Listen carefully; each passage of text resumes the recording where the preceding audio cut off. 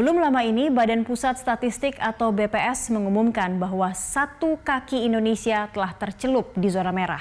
Di kuartal kedua, ekonomi tumbuh negatif, yaitu minus 5,32%. Apabila di kuartal ketiga negeri kita kembali tumbuh minus, Indonesia bakal jatuh dalam resesi ekonomi. Di antara wajah kelam ekonomi akibat pandemi COVID-19, kabar baik datang dari sektor pertanian, kehutanan, dan perikanan. Moncernya sektor pertanian, kehutanan, dan perikanan terbaca dari data Badan Pusat Statistik. Pada kuartal kedua, sektor ini menjadi satu di antara 6 sektor yang masih tumbuh positif. Sektor ini tumbuh 2,19% dibandingkan kuartal kedua 2019. Adapun sektor lain seperti pertambangan dan penggalian, industri pengolahan atau manufaktur, perdagangan besar, eceran, reparasi mobil dan motor, serta penyediaan akomodasi dan makan minum, semuanya tumbuh minus antara minus 2,72% hingga minus 30,84%. Jika dicermati kuartal per kuartal, sektor pertanian, kehutanan, dan perikanan lebih kinclong lagi. Pada kuartal kedua tahun ini, pertumbuhan sektor ini melesat hingga 16,24%. Lebih tinggi ketimbang kuartal pertama yang tumbuh sebesar 9,64%. Kontribusi sektor ini pada PDB Indonesia mencapai 15,46%. Cuma kalah dari sektor industri pengolahan yang punya kontribusi 19,87% terhadap PDB.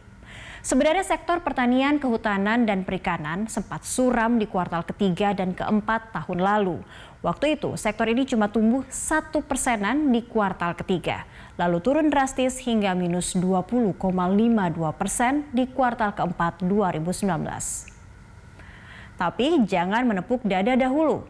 Pasalnya pertumbuhan PDB sektor ini masih landai. Selama 4 tahun terakhir cuma tumbuh di bawah 4%. Pada 2017, PDB sektor pertanian, kehutanan, dan perikanan pernah 3,92%. Di tahun berikutnya turun menjadi 3,89%. Lalu turun lagi menjadi 3,64% pada tahun 2019. Dan inilah nilai PDB sektor pertanian, kehutanan, dan perikanan dalam 4 tahun terakhir.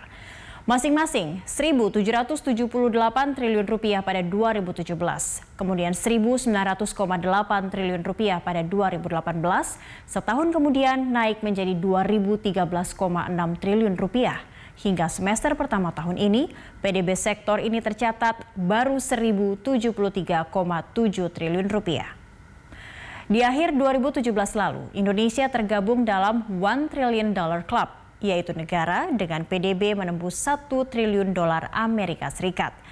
Mengutip BPS, tahun itu PDB kita mencapai Rp13.589,8 triliun.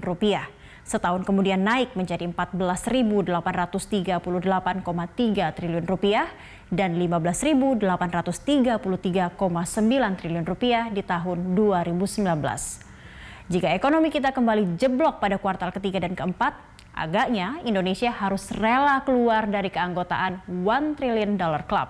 Tapi ini fenomena global karena pandemi. Pertumbuhan PDB sektor pertanian bergerak landai dalam 4 tahun terakhir. Bagaimana kinerja ekspor sektor ini? Pada 2018, nilai ekspor pertanian sebesar $3,43 miliar Amerika Serikat. Setahun berikutnya menjadi $3,61 miliar Amerika Serikat, alias naik 9,92%. Antara Januari hingga Juli 2020, nilai ekspor pertanian sebesar $2 miliaran Amerika Serikat. Untuk meningkatkan nilai ekspor dan juga mencukupi kebutuhan dalam negeri, luas lahan sawah merupakan hal penting. Tapi ini dia kondisinya.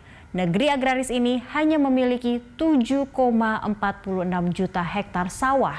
Ini pun sudah naik 358.000 hektar dibandingkan luas lahan sawah di tahun 2018. Antara 2015 hingga 2019, semasa Kementerian Pertanian dipimpin oleh Amran Sulaiman, pemerintah telah mencetak 224.977 hektar sawah baru.